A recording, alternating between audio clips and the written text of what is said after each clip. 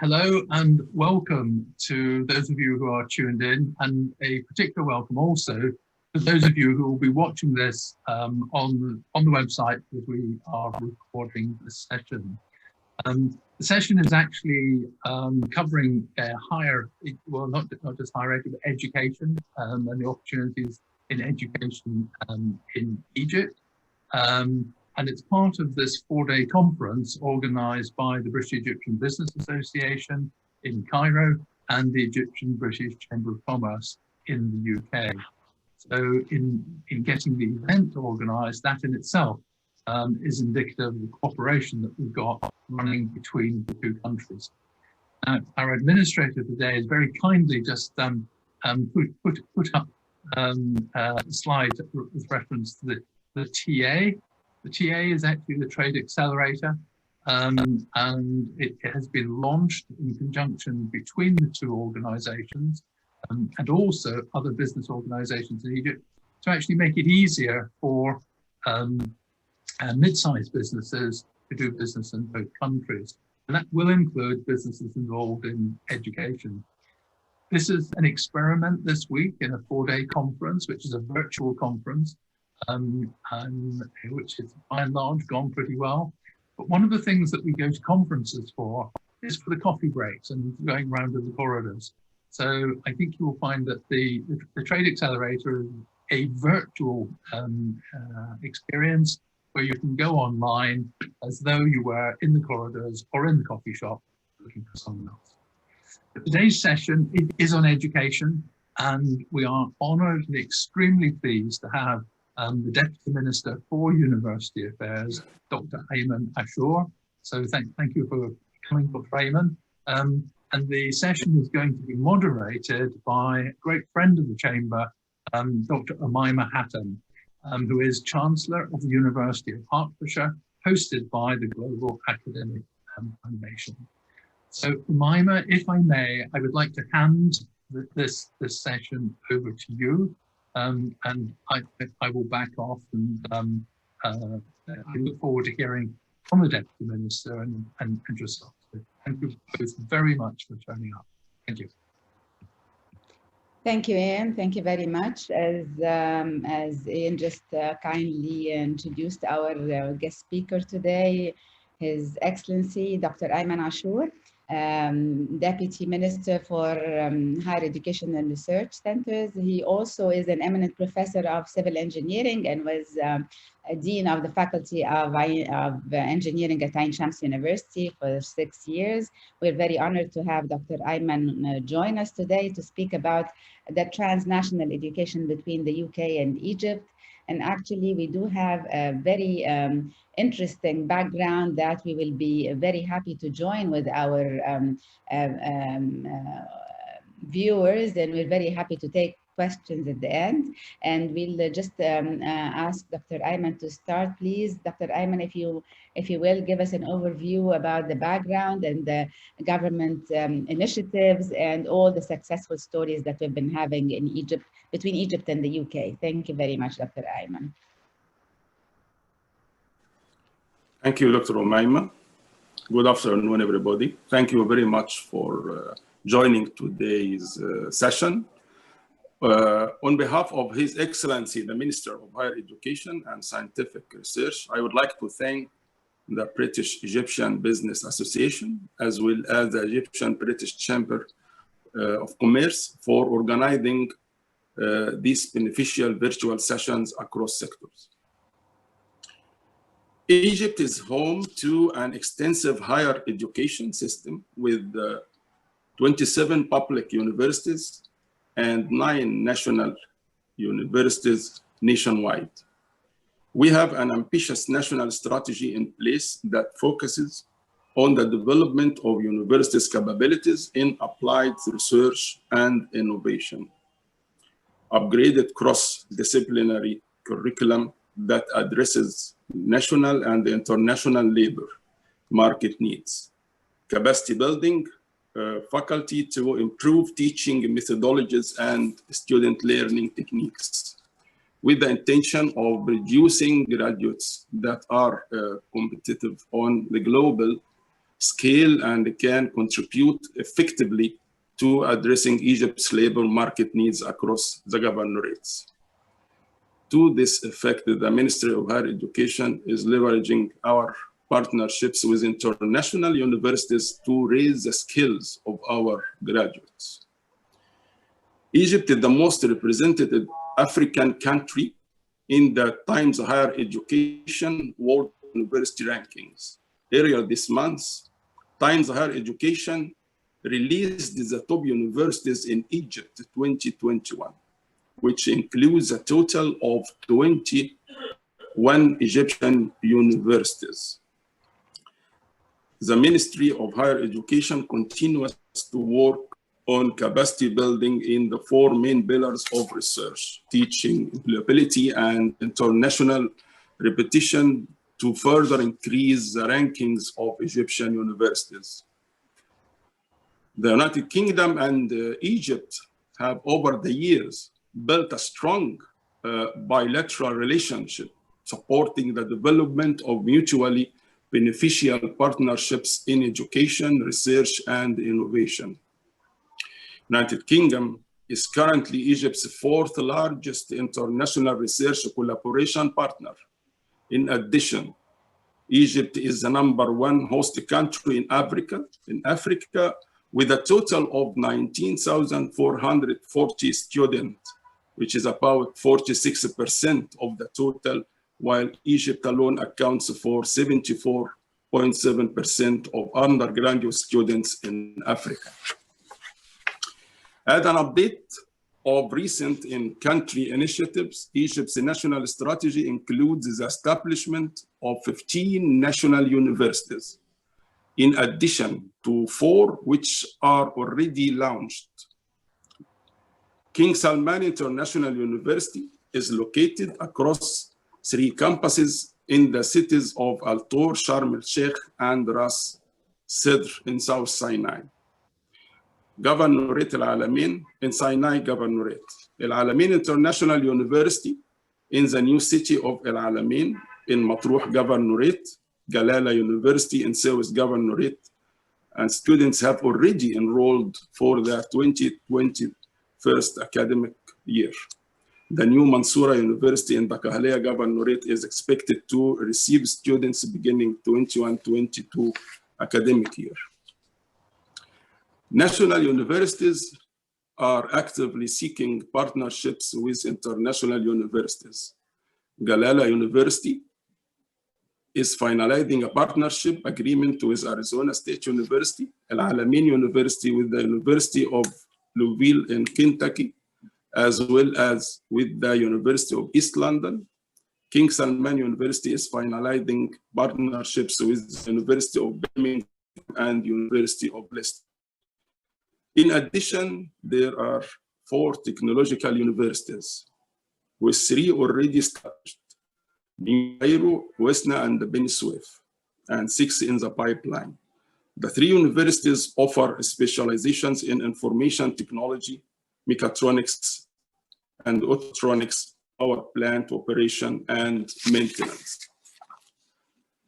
Degrees range from intermediate higher diplomas to Bachelor of Technology, Vocational Masters, and Vocational Doctorate in Technology degrees. Currently, there are success stories as demonstrated by the Knowledge Hub campus in the new capital, which will host branches of world-class universities, each to provide undergraduate programs in their areas of expertise. UK's Coventry University has begun offering its undergraduate program in September 2019. Also, the University of Hertfordshire has partnered with Global Academic Foundation to offer degrees to students in Egypt in 3 different schools: business, humanities, and pharmaceutical science, becoming the first partnership of its kind in the Middle East. In addition, beginning of 2018, the University of East London's partnership with Ain Shams University has established more than 12 dual degrees programs. The establishment of these programs was supported by extensive staff development initiatives and faculty engagement related to program content and the quality assurance. The aim now is to broaden the partnership to include programs beyond engineering and computing. The Ministry of Higher Education and Scientific Research is actively seeking a collaboration with United Kingdom universities to offer programs across disciplines.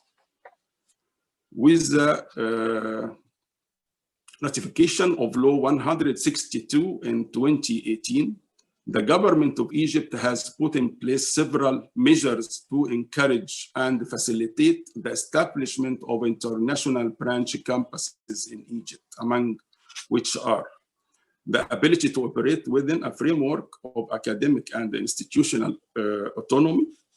Second, the facilitation of permits and licenses for the international branch campuses to begin its activities. Third, to encourage governmental and private entities to contract with the IBC, the International Branch Campuses, to facilitate its functions. Fourth, to providing the necessary administrative facilities for the International Branch Campuses to enable it to conclude official transactions and obtain the necessary services to perform the scientific and research functions. And fifth, to provide the IBC at its own expense with the appropriate land in terms of location and space for the establishment of buildings, taking into consideration needs for future expansions. And six, facilitate the necessary process to ensure the equivalence of degrees awarded by the international branch campuses to those awarded by Egyptian universities in accordance with the universities organization law promulgated by law number 49 of 1972. The Ministry of Higher Education is looking forward to partnering with UK universities towards the goals outlined in Egypt's Vision 2030, establishing programs for Egyptian students that fulfill the needs of local and international labor markets. Thank you. Thank you, Dr. Ayman. Thank you so much for the overview. This was a very comprehensive background about the education in Egypt, and thank you very much for giving us a very wide view about the bilateral relationship, the transnational education between Egypt and the UK. And if I may add, I want to, since I am actually involved in this transnational education and have been for some time with the Egyptian, both Egyptian and British authority, I come as a professor from one of an eminent university in the UK, University of Edinburgh, and I managed to start bilateral partnership with some Egyptian private sector, where we managed to get some British universities to start work. And actually, what Dr. Ayman was just going through is the result of hard work for the past at least 7 to 8 years between Egypt and the UK, which is something we really value. Myself being an Egyptian, of course, but living in the UK and having a British citizenship as well, we managed to do a number of very successful case studies, like Dr. Ayman just mentioned, the latest of which is the international branch campuses, which Dr. Ayman kindly referred to right now. We have the University of Coventry and University of Hertfordshire, where, as Dr. Ayman mentioned kindly now, that it's the first ever full branch campus launching, and it's a very successful case study, and I'm very honored to be the chancellor of that new university. And actually, I have to refer to Dr. Ayman and the ministry's very hard work to get these projects on board, because had it not been for the Egyptian law issued by the Egyptian government, Law 162 for the year 2018, these international branch campuses will not have seen the light. As I understand from Dr. Ayman and from being very interested in the transnational education between Egypt and the UK, the new non-for-profit universities, as Dr. Ayman mentioned, Galala, Alamein, New Mansoura, and the ones in Sinai, King Salman and the other branches. Yes, as I understand, they're also very interested in a lot of education collaboration between British universities, and this is actually taking place, and a lot of negotiations taking place for that effect. I want to also commend the government, the Egyptian government, for encouraging the private sector to go ahead and help in moving these universities forward, because I did get one or two notes about that from panelists, from questions as well. Egyptian government has been encouraging the private sector to help build that transnational education partnership, and Dr. Ayman can confirm that a number of Egyptian investors have been very interested, both on the academic side and the business side as well, since education is a very profitable business. I mean, it is, of course, we care about building the Egyptian character, but it's also done through from a business perspective, is a very successful business model as well, because it's win-win for both the UK and the Egyptian market. And we are very happy that the end result is excellent Egyptian students who are getting British education via Egyptian tools and tunnels. I would start by getting we're already getting a number of questions, and if you don't mind, Dr. Ayman, I'm going to read one of them. This is from Jared Philip asking, would like to know if a UK university wishes to deliver its degree in Egypt with an Egyptian partner university, dual or joint degree. Are there any rules, regulations to consider regarding the flying faculty? That is, if it's acceptable for UK university to fly its own staff to Egypt to deliver courses, are there any specific visa requirements or any tax legal obligations? So would you like to take that question, Dr. Ayman? I mean, I know the answer because I've already started doing that right now, but please go ahead, Dr. Ayman, if you'd like to, because this is a very important point for the new universities as well. Okay, thank you, Dr. Omaima. In order to improve actually the quality of the sector, create more places for the growing population, and develop Egypt's role as a regional hub for higher education, the government introduced realization in 2017 to facilitate foreign universities establishing of branch campuses. Yes. And there are three models actually to facilitate this approach. The first one is a single institution branch campus. The second alternative is multi-institution branch campuses that offer programs from a number of international providers. The third option or model is branch campuses in partnership with Egyptian universities to offer joint or dual degrees. For the flying faculty, it is, or university, it is according to the type of degree to be offered and the business model signed. It is acceptable to receive flying faculties and universities, and there is a tax treaty between Egypt and UK to prevent a double taxation. Back to you, Dr. Omaima. Thank you, Dr. Ayman. And actually, the same person is also asking, what is the authority's view, Egyptian government view on the online education, either for all or a portion of the degree program, now that COVID-19 is also a very big part of our lives? So Dr. Ayman, I know you have a policy for that now, and the Egyptian government is looking into it. Would you be kind enough to share with us your view about that, the online courses, please, Dr. Ayman? Actually, it was even before actually the pandemic, the Ministry of Higher Education and Research had worked on the online education and preparing all the legalization needed for the online education. Now we have, during the pandemic, we actually working in a hybrid system. The hybrid educational system is, we have some courses and some face-to-face and some others by online education.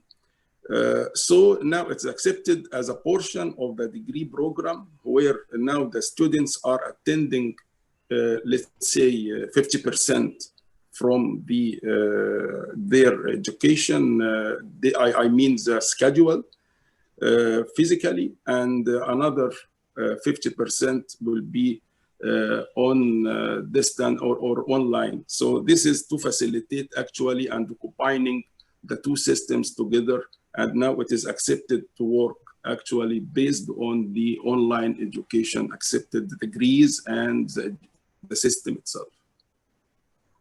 Thank you, Dr. Ayman. Thank you very much for clarifying the online courses, because this is a recurring question. And thank you for clarifying what the Egyptian government is doing to address that issue. Thank you very much. I have another question. I mean, maybe the lady who asked it is not aware that we are doing that very much, but I will go ahead and ask her question. She's asking, with so many Egyptians sending the children abroad to study in the UK, being particularly a target market to those who can afford it, are there any plans for British universities to expand, collaborate on programs that can be delivered in Egypt? And what channels does the ministry use for reaching parents who want to send their children abroad? How can you convince them that local education can be equally good via those British universities? I think that was the purpose of our talk today. And I mean, I'm happy to address that, being part of all these universities. We already have a number. I was fortunate enough to serve Egypt by starting the bilateral partnerships. The very first university I got to Egypt was UCL with one of our private sector universities, and they are offering very high education via both programs, the UCL and the Egyptian one. I think I may say here, we're not doing any advertisements for universities, but there are a lot of programs doing that. So UCL with New Giza, and then King's College with a number of other universities, Sharm el-Sheikh University, and then and I even managed to fortunately get also Cambridge University to do a program with Cairo University. And currently we have, as Dr. Ayman mentioned, both Coventry and ourselves, Hertfordshire, and I think coming up is University of London coming up as well, Dr. Ayman. So there are a number of British universities already in the pipeline, and East England with East London, sorry, with Ain Shams University as well is operating. Dr. Ayman went through all the universities. So I think there is a lot of encouraging. You need to look further about the different British universities, Dina, to find out about, we are already working together with the government, both private sector and the government has been very, very open about that, encouraging the bilateral education. I'm speaking about the government, although Dr. Ayman is here, because personally, we did benefit, both British universities and Egyptian private sector. We benefited from the good governance and laws that were issued to take that forward. Dr. Ayman, would you like to add anything to what we said about that particular issue? Well, we have actually the new model, as you mentioned, and as during my speech I presented that the new model universities are the latest generation of the universities. Actually, 4 were approved in 2018, and a further and a further 10 this month. Actually, these universities will help the system cope with the ever increasing demand from growing population.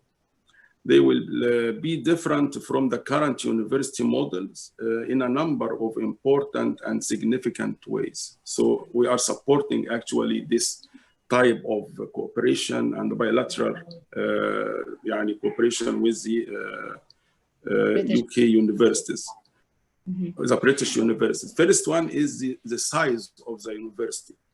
We are actually working on a size with 25 students per university. You know, we have some of our universities in Egypt as a public universities is more than 200 students per university. So the size of the university, we are targeting really a significant and reasonable number of students to receive good level of education. And financing the students will be charged realistic fees. So this is and the focus, the future focus of the curriculum and the research agenda will be on future-oriented subjects. For example, the artificial intelligence, mechatronics, space data management, and e-marketing, and all of this new type of disciplines and interdisciplinary programs. The very important thing is how to link also between the academia and the industry and the commerce. This close links to industry and the commerce and the world of work. Also, the location of these universities will be in economic development zones to enable integration of research and development with industry and commerce. It is a new technologies and smart universities use to deliver actually teaching and services. And also we are targeting international partnership with esteemed universities from British universities. We have one or more international partners with whom they would collaborate on the provision of international qualification and internationally funded research projects. So this is actually can conclude the approach of working with international partners in our strategy in the Ministry of Higher Education. Back to you, Dr. Omaima. Thank you, Dr. Ayman. We have incoming questions through the question and answers as well. We'll be taking that right now. So Dr. Abdelhadi Fawzi, I think, is asking, he says, the program to establish a number of 2+2 technological universities in Egypt is a constructive and forward-looking program to enhance technical education and skills development, not only for Egypt, but also that includes Africa. Hence, quality of these universities will be an important issue. If Supreme Councils of Universities will allow a credit 4 years program, who would be the 2 years diploma to be accredited. I think he's giving us his blessing rather than questioning that. Thank you, Dr. Abdelhadi. Do you want to add anything to the technological universities, Dr. Ayman? Yes, actually, one of our new approach to link between the needs of the market and the educational systems in higher education is establishing of the technological universities in Egypt. Actually, we already established 3 universities. In my speech, I mentioned the location of these universities, and in the pipe, about 6 universities. These universities actually are aiming to have also an international partners in this. For instance, we have the university in Beni Suef. We have a partnership with Korea Technological University. And we are, by the way, I would like to mention that making use of our event today to ask for a partnership with the international universities from British universities to work with us to develop the technological approach in our education. The system of certificate in these technological universities is 2+2. So the student will receive 2 years and have the diploma, and another 2 years to have a bachelor degree. And this is the system actually we are working with, and I think we need the support and partnership with our British universities to work to us to improve the technological approach in our higher education. Back to you, Dr. Omaima. Thank you, Dr. Ayman. Thank you very much for the elaborate answer about technological universities, which is a very important topic, and thank you for bringing it up. And I'm sure our partners in the UK will be very interested in helping out, because there is a very good room and opportunity in developing that sector. The following question comes from somebody who's asking, I mean, it's an anonymous attendee. The idea of incorporating higher education infrastructure to new urban developments is hugely commendable. The sustainability of these communities is dependent on a feed of qualified graduates to sustain and grow them. What are you doing, the ministry, or it's addressed to you, Dr. Ayman, of course, to ensure that local indigenous populations have equal access to placements opportunities in these communities as their targeted peers from around the country? It's a very good question. What are we doing? Are we only focusing on the center, Cairo? No, actually you're not. You were just telling us about different governorates and how you are increasing that. So please, if you would be kind enough to give us a little bit of an idea about the different governorates where you have new universities and how we're encouraging students from different parts of Egypt to come and get this very good education. Dr. Ayman? I would like to Would you thank, be kind enough to tell us? Thank you. Yes. Yeah, thank you for this question, really, because that our new strategy in the higher education is, let's say, a new approach for developing and contacting the needs of the vision of Egypt 2030, all of the disciplines related to the location and the potentials of each region and each governorate in Egypt start to link between the needs of the region and the governorate of development and future projects, and also the market needs, and all of this to link between the needs of, let's say, establishing a new universities to meet with the needs of these regions by providing them with programs, interdisciplinary programs or research centers to meet with the needs of development of each of these regions.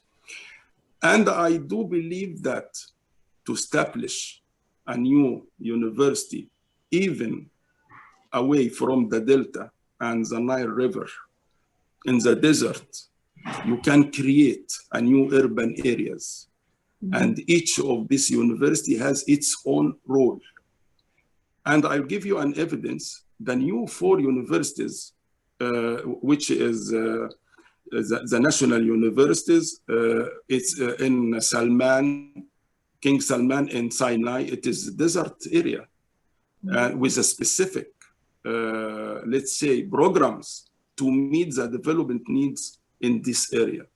Not only that, but look at the El Galala University in the desert, also in Suez Canal region. It is also a new place without any development, and we started constructing this university to meet the needs of this region with a specific and special programs to work together with our vision in the future of Egypt as a national vision of 2030. So I do really agree totally with this approach, and we are working really in our new strategy in the higher education 2020-2030 based on these new approaches in the location programs and how to meet our needs, not only in the Delta and in the dense area, but in the desert. Thank you. Back again to you, Dr. Omaima. Thank you, Dr. Ayman, so much. That was a very comprehensive answer, and thank you for explaining that, because that seems to be a recurring question. Thank you very much for clarifying what the government plans have been and how you are really taking into consideration the new communities and their needs. The following question comes from Dr. Ibrahim Khadra from Strathclyde University, our sister university. His question is, A joint degree rather than hosted for postgraduate studies is something Egypt and ministry should be interested in. He's asking whether we can offer joint degrees in postgraduate rather than hosting a new university, which is actually, I know that this is also possible, joint degrees, but it differs from one law to the other, and it differs from one university to the other, and it differs from also the British university from the other. But I think the Egyptian government, you don't have any problem with that, right, Dr. Ayman? You're not, the law allows joint degrees if the British university is allowed, right? Dr. Yes, of course. Yes, no problem with that at all.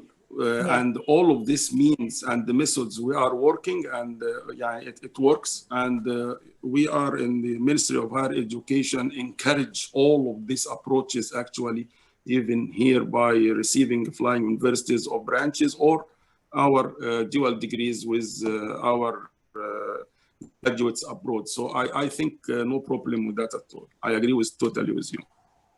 Okay, thank you, Dr. Ayman. This question is from Sharif Abdel Hadid, Abu Hadid, sorry. He says, I'm a research fellow at University of London, and my question is, knowing that universities in the UK are not only ranked for their education services, but also for their scientific research, what are Egypt's plans to emphasize on scientific research? I believe that we all agree that Egypt will definitely progress through scientific research. So how could researchers like myself help Egypt thrive in this domain? Or perhaps could the new universities offer similar environment for scientific research as the one we have here? Of course, I totally agree with you, Sharif, but I will let Dr. Ayman address that question. He's asking about research, Dr. Ayman, not only teaching and education services, but also research, which is something we all value, of course. Of course, I agree totally with you, Dr. Sharif and Dr. Omaima. We are in our faculties and our universities really,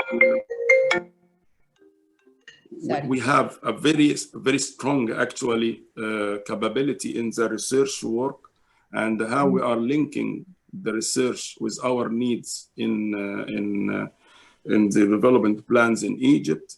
I will mention, for instance, how the research, we have a good cooperation with different research centers, not only in UK and in the States, and all of these research items and tasks related to the development we need. For instance, the last year we established 3 new distinct centers in, for instance, for water and for agriculture, and the third one in the new renewable energy. One with Massachusetts Institute of Technology, and the second one with the Cornell University, and the third one with American University in Egypt. So we are, all of our universities working very hard in the research and working and linking the research with the industry and our needs, and working it not only in the local level, but with international level, with esteemed research centers in the world. Back again to you, Dr. Thank you, Dr. Ayman. Actually, if I may just add to what you just said, we at the new universities as well, we are very much interested in research. We are not only focusing on teaching, and we are very happy and honored to have 2 of our staff members, 2 young Egyptian staff members, publish about COVID-19 in top-ranked journals, which is research. And actually, we were ahead of our colleagues in the UK, and they were very proud of our people, that we are very, very focused. I mean, I'm talking about the area of pharmaceutical science and M-Pharm, which is what we're offering at our university. So we're not only encouraging, we are very proud of our Egyptian staff who have very good training working with the British universities. So research is definitely an agenda that we're all following. And thanks to Dr. Ayman's initiative, as he rightly mentioned right now, Egypt is very much for research. We know that there is no progress without research, and we are really all focused about that. Thank you, Dr. Sorry, go ahead. Can I Ayman? add also, Yes. يعني, I would like also to add how to encourage our not only staff, but students in the research and the innovation, and how we are linking the innovation by the industry to link the gap between the academia and the industry. I would like to mention one of our actually hubs. We are encouraging to build innovation hubs in all of the universities. Yes. And the innovation hub actually is how to link the industry, as I mentioned, with the, and I would like to say that it is not only linking between the industry and academia, but also linking the students in our universities with the students in the international universities. I will give only one of our success stories in this. In Shams University have its own innovation hub with the Sussex University in England, and they worked together to build and to compete in the Formula Student last year, I remember, and they won the fourth rank, yes, in all over the universities in all over the world. So this is how we are working in our universities now, to encourage our students for innovation and linking it with international students and the industry. Also encourage our staff in the research centers to work with our needs in the regional and our development and our, I mean, vision for the development of needs, I mean. So this is actually, I would like to clarify how we are working in our universities now by that way. Back again to you. Thank you, Dr. Ayman, so much for mentioning that. Innovation, definitely, because it's my area of specialization. I'm a professor of entrepreneurship and innovation management. And thank you for mentioning that. And this is a very important factor that now we are relating all our research also and our teaching and our education services to industry. You're right. Thank you very much, Dr. Ayman, for adding that. And once we start a university, we already engage with industry right away. So, for example, I'm mentioning Hertfordshire because I'm the chancellor there. We started actually engaging right away in the pharmaceutical area with both GlaxoSmith and AstraZeneca. And they were kind enough to take our students, give them internships, give them help through work through research, not only the teaching part, but also the research part, which is very important. And it's very current right now with all the COVID-19 and the new vaccines and all that. So the students see firsthand, you're right, Dr. Ayman, they're engaged in research from a very young age. And actually, this is what the Egyptian government is encouraging right now. So it's not only the British way, it's also the Egyptian government who is giving us that platform to be able to engage our students. And actually, we're very proud of the way that we're handling our new education systems from both sides, from the British side and the Egyptian side.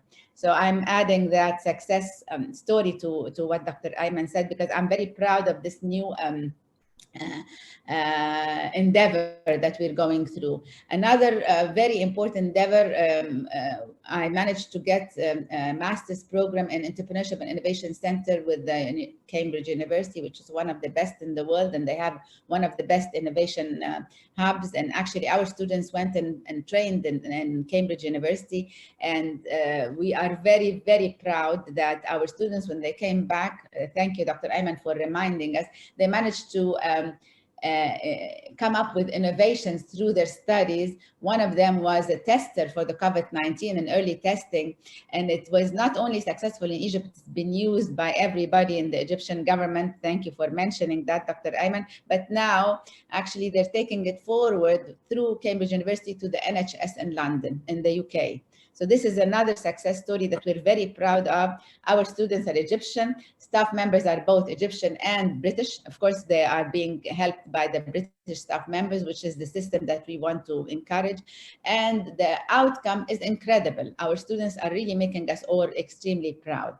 Thank you so much, Dr. Ayman, for giving us the chance to show off our Egyptian students and our Egyptian work. Thank you for mentioning that. Okay, let's go to another question. Thank you, Dr. Ayman. So The question says, it's to you, Dr. Ayman, can you provide us with a list of all UK universities that are currently operating in Egypt with Egyptian universities that you mentioned earlier? I'm sure we can provide that via the council, the British Egyptian Council, because you have the list, Dr. Ayman. It seems these are parents who are interested in the education of their students, so it's very important to let them know which universities are they and how can they reach them. Is this possible, please, Dr. Ayman?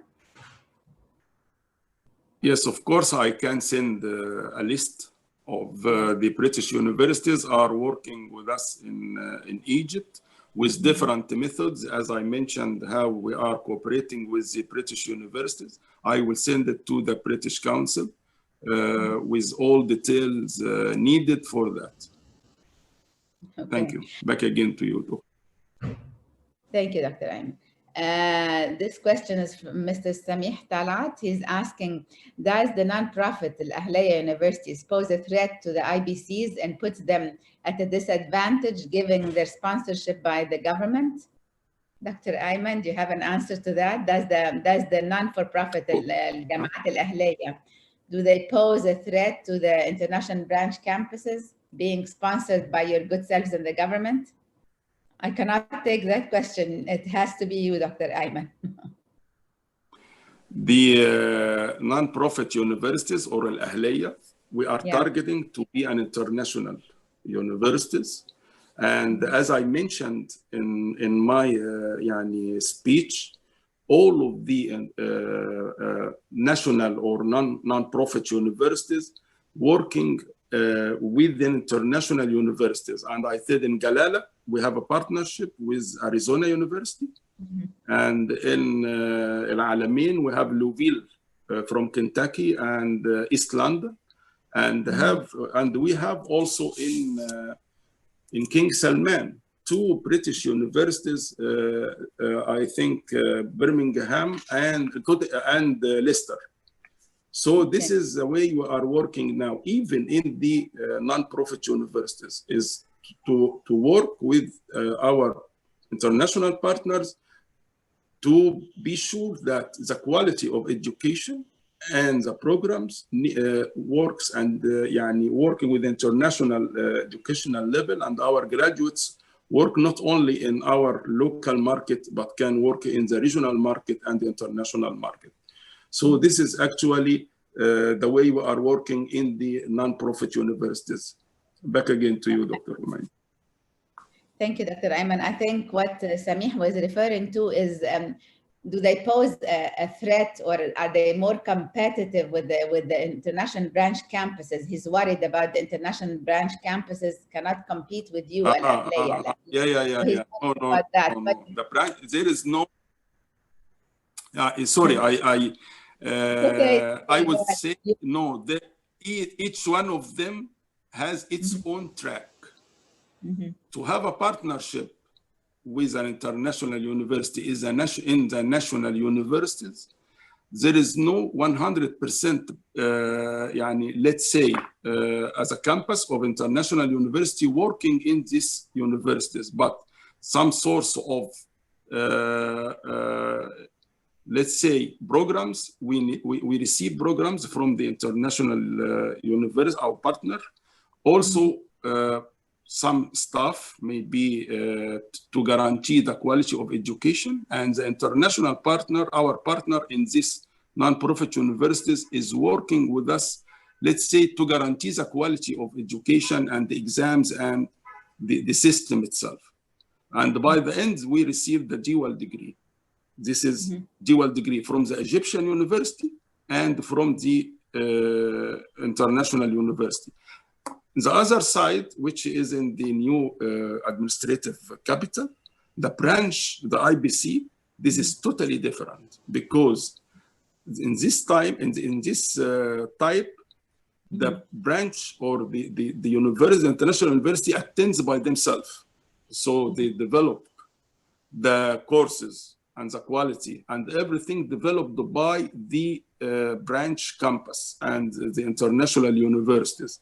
And the student receive his degree from the international partner without dual degree or franchise or something like that. So this is really two different approaches in our higher education, but both of them working in one target or objective to guarantee an international level for our students. Very good. Back again to you, Doctor. Thank you, Dr. Ayman, for clarifying that, because it seems like it's more than one time somebody's asking about it. Thank you very much. You're welcome. Okay. So the coming questions, sorry, Dr. Ayman, we still have quite a few questions. I hope you don't mind. But actually, maybe one question or something like that, because I have another meeting at 2 o'clock. So please. I'll just look through one or more. Okay, the list of measures that is put in place of UK universities to enter the Egyptian market. I think we can skip that because each university has its measures how to enter the university. Okay, each one. So I think I'll go through that. Somebody else is asking about that you outlined the 3 types of Egypt-UK higher education partnership. Lincoln Egyptian University. Again, they're asking, maybe it's the same question you've already answered, that there are more than one model. Elizabeth White, we would like, so I'm going to skip that. I think Elizabeth White from the British Council is actually saying that we would like to celebrate the achievement of the research cooperation between Minya University and Dr. Marco Zaki and Newcastle University. Right, she's right. Thank you, Elizabeth, for reminding us in the news, Dr. Ayman. And that was actually the Newton Musharrafa Fund program, and there is a very good achievement. There was an outstanding work for the liver cancer diagnosis. Thank you, Elizabeth, for reminding us. Yes, we like to always speak about the successful stories. I think this is Newton Musharrafa really. Yes, this is another we have very a lot good of stories in Newton Musharrafa program. I would like to say thank you for the British Council and for your government for that. Okay. If I may, Dr. Omaima, recognizing that Dr. Ayman has to go, I think maybe on this particularly good bit of celebration, cooperation between the two countries, it might be a very good note to bring this session to an end. And as chairman of... Actually, I was just going to mention that some of the people who post questions before are thanking Dr. Ayman for her elaborate answers. They're thanking him for all the explanations, and they're very happy to engage more, maybe via UN, via the chamber, getting the lists and getting the ways of entering on those partnerships. So actually, Dr. Ayman, thank you very much for your time and for your elaboration and for the comprehensive answers you gave for each and every kind of university that we're working on. Dr. Ayman? Yeah, sorry for, you hear me now? Yes, I have you now, yes. I was just thanking you for your elaborate answers. You managed to give us a very elaborate presentation, and people who got the answers for your questions are really thanking us all for that, for your time and for your effort and explaining at length the research, the teaching, and every aspect that we were talking about. Please go ahead, Dr. Ayman. We're closing. I am the one who has to say thank you for all of you. Thank you, Dr. Omaima, really for this session. I would like to also to thank the British Egyptian Business Association, also the British Egyptian Chamber for Commerce for organizing this beneficial virtual session. Thank you, all of you. Thank you for the attendees, and I would like to thank all of you and thank you. Thank you, Dr. Ayman. We were very honored to have you. Thank you very much. Back to you, Ian. Well, on behalf of the organizers, it's a big thank you to you, Dr. Ayman, but very big thank you to you, Dr. Omaima, for moderating and getting us through so much so quickly. So I think on behalf of everyone who's tuned in and those who will watch after, so thank you. And we will provide the list. We'll get from the ministry and through the chamber and BEBA, we'll make that information publicly available. Thank you both very much for your contribution today. Thank you very much. Thank you, Dr. Ayman. Bye-bye. Bye-bye. Bye-bye.